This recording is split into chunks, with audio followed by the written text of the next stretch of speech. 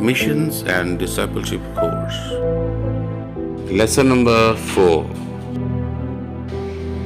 अपनी जिम्मेदारी को जानना। 5वां दिन। आसमान पर जाने के बाद खुदावंद यीशु की दी गई तालीम। खुदावंद यीशु ने शागिर्दों को यह कहा था कि वो कुव्वत पाएंगे, और हमें ये याद रखना है कि ये कुव्वत 4 पहलुओं में काम करती है। खुदा के साथ ताल्लुक में, दूसरों के साथ ताल्लुक में, अपने साथ ताल्लुक में और चीज़ों के साथ ताल्लुक में। मुकाशफा पहला बाब उसकी पहली आयत से हम देखते हैं कि यहाँ लिखा है यीशु मसीह का मुकाशफा जो उसे खुदा की तरफ से इसलिए हुआ। तो जब हम आगे देखते हैं तो हमें एक सिलसिला पता चलता है कि खुदा बाप ने यीशु मसीह को मुकाशफा दिया, यीशु ने फरिश्ते को बताया, फरिश्ते ने यूहन्ना को बताया और यूहन्ना ने कलीसिया को बताया। सो ये वो तरतीब है जो हमें ये बता रही है कि बादशाही बाप की है। तो आसमान पर बादशाही भी बाप की है, ज़मीन पर भी उसी की है, और उसी ने अपने बेटे को आसमान और ज़मीन का इख्तियार दिया है। तो अभी बादशाही बाप ही की है, और उसने बेटे को इख्तियार देकर बादशाह बनाया है, जिसकी वजह से जिक्र है मुकाशफा में बादशाहों का बादशाह। मुकाशफा की किताब में खुदावंद यीशु का हुक्म ये है कि हम गालिब आएँ। हम मुकाशफा 2:7 में देखते हैं कि जो गालिब आए मैं उसे उस ज़िंदगी के दरख्त में से जो खुदा के फिरदौस में है फल खाने को दूंगा। इसका मतलब है कि गालिब आने वालों के लिए एक स्पेशल ब्लेसिंग है। सो ये हुक्म है कि हमने गालिब आना है, दुश्मन पर गालिब आना है, गुनाह पर गालिब आना है, और उसकी एक ब्लेसिंग ये है कि हमें खुदा के फिरदौस में से फल मिलेगा जिसको हम खा सकेंगे। मेरा ईमान है कि इसका ये मतलब है कि खुदा कहता है जो गालिब आएगा मैं उसकी ज़िंदगी को बरकत से भर दूंगा ताकि वो खुदा की मौजूदगी और उसके जलाल में ज़िंदगी बसर करे। मुकाशफा 2:11 में लिखा है कि जो गालिब आए उसको दूसरी मौत से नुकसान ना पहुंचेगा। यानी जो खुदा के वफादार खादिम हैं वो खुदा के साथ होंगे। पहली मौत तो हम फेस करेंगे इस दुनिया में, लेकिन दूसरी मौत जो कि खुदा से हमेशा की जुदाई है उसको फेस नहीं करेंगे। लेकिन इसके लिए गालिब आना ज़रूरी है। मुकाशफा 2:17 में यूँ लिखा है जो गालिब आए मैं उसे पोशीदा मन में से दूंगा और एक सफ़ेद पत्थर दूंगा, उस पत्थर पर एक नया नाम लिखा हुआ होगा जिसे उसके पाने वाले के सिवा कोई ना जानेगा। सो यहाँ पर हम देखते हैं कि गालिब आने की बरकत ये होगी कि खुदा एक ऐसा मन देगा, ऐसी खुराक देगा आसमानी उस शख्स को जो गालिब आएगा, जो कोई और नहीं जानता। और ये छिपा हुआ मन है, और आपको पता है कि खुराक हमेशा हमें ताकत देती है। इसका मतलब है नए काम करने की ताकत मिल जाएगी। और इसके अलावा एक सफ़ेद पत्थर दूंगा, और पत्थर पर एक नया नाम, यानी नया नाम एक नए मकाम को, एक नए काम और ख़िदमत को ज़ाहिर करता है। सो लिहाजा एक अपग्रेडिंग हो जाएगी, नए लेवल मिल जाएंगे काम करने के। मिसाल के तौर पे हो सकता है कि किसी को खुदा ने एक इलाके में खिदमत दी हुई है, लेकिन बाद में खुदा उससे पूरे शहर की खिदमत देता है, या पूरे मुल्क की खिदमत दे सकता है, या ग्लोबली बुला सकता है।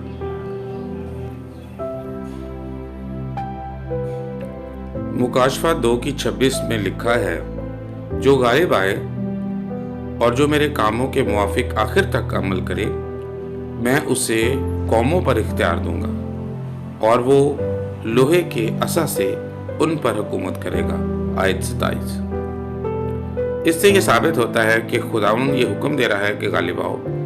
खुदावंद अपना गलबा हमारे लिए मुहैया किए हुए है, और जो आखिर तक सारे कामों में उस गलबे को अपनी ज़िंदगी में काम करने देंगे जो मसीह का गलबा है, तो फिर वो कौमों पर इख्तियार पाएंगे। और फिर इख्तियार का मतलब यह है कि वो लोहे की असा के साथ कौमों पर हुकूमत करेंगे। ये रूहानी आलम है। इसका मतलब यह हुआ कि सिर्फ कोर्स पढ़ लेने से बात नहीं बनेगी, खुदाउन से ये कहना पड़ेगा कि वो अपना गलबा हमें काम करने दे ताकि हम कौमों पर इख्तियार का तजुर्बा पाएं। और फिर मुकाशफा 2 की 28 में लिखा है, और मैं उससे सुबह का सितारा दूंगा। अब याद रहे कि सुबह का सितारा तो खुदावंद यीशु खुद है। इसका मतलब है ये खुदावंद यीशु मसीह की खास प्रेजेंस है जो उन लोगों के साथ होगी जो गालिब आते हैं। खुदावंद यीशु ने मुकाशफा 3 की 5 में यूं कहा, जो गालिब आए उसे इसी तरह सफ़ेद पोशाक पहनाई जाएगी, और मैं उसका नाम किताब हयात से हरगिज़ ना काटूंगा, बल्कि अपने बाप और उसके फरिश्तों के सामने उसके नाम का इकरार करूंगा। यहाँ ये जाहिर होता है कि गालिब आने वाले को लिबास के ऊपर लगता है एक ख़ास सफ़ेद पोशाक मिली है जो एक ताबेदारी के अगले लेवल की ब्लेसिंग है।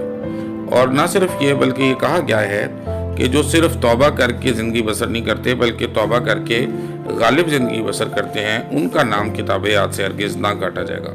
लेकिन जो गालिब नहीं आएंगे उनका नाम कट सकता है। लेकिन जो गालिब आएंगे, खुदावंद यीशु कहते हैं कि मैं अपने बाप के सामने और फरिश्तों के सामने उसके नाम का इकरार करूँगा। सो ये कैसी बड़ी बरकत होगी। मुझे लगता है जब वो ये बताएगा कि अब्बा जी ये मेरा बंदा, ये मेरी बंदी, ये मेरा भाई, ये मेरी बहन बहुत गालिब आया, बहुत गालिब आई, और फरिश्ते भी सुनेंगे तो तालियां बजाई जाएंगी।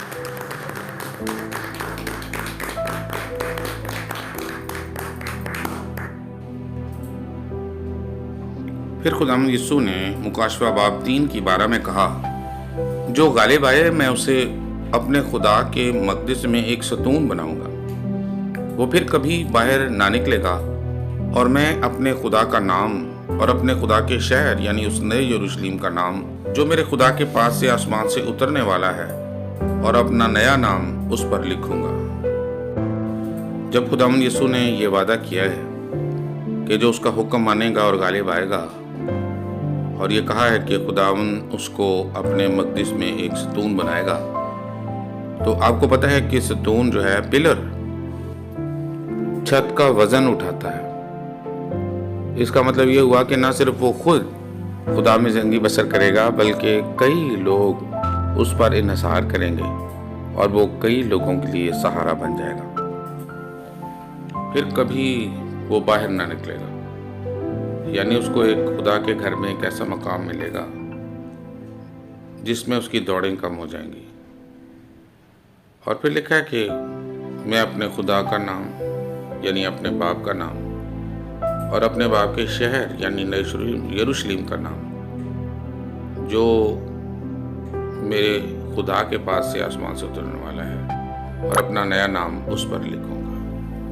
वाह, 3 नाम, बाप का नाम, शहर का नाम, और खुदा उन कहता है मैं अपना नाम, अपना नया नाम जो सब नामों से आला है उस पर लिखूंगा।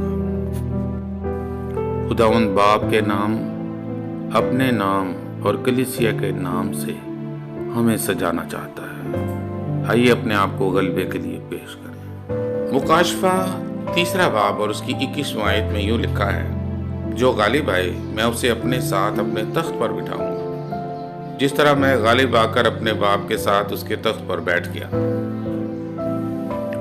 ये हमारी बरकत का और हुक्म की ताबेदारी का आखिरी मकाम है कि हम गालिब आकर अपने बाप के साथ तख्त पे बैठ जाएं, जैसे खुदावंद यीशु गालिब आकर बाप के साथ तख्त पे बैठ गया। आइए ताबेदारी करें, सिजदों में रहें, अपना दिल खुदावंद के सुपुर्द करें, फिर उतनी में ज़िंदगी बसर करें और आसमानी बरक़ात और ज़मीनी बरक़ात को हासिल करते हुए आखिरकार गलबे में बाप के साथ तख्त पर जा बैठे। God bless you. आज का होमवर्क ये है कि मुकाशफा की 7 कलीसियाओं को जितने अहकाम खुदावंद यीशु ने दिए उनको नोट करें और उनको बयान करें, रिटन में या ऑडियो में। मैंने उन हुक्मों की ताबेदारी पर जो बरक़ात मिलेंगी उनका जिक्र किया है।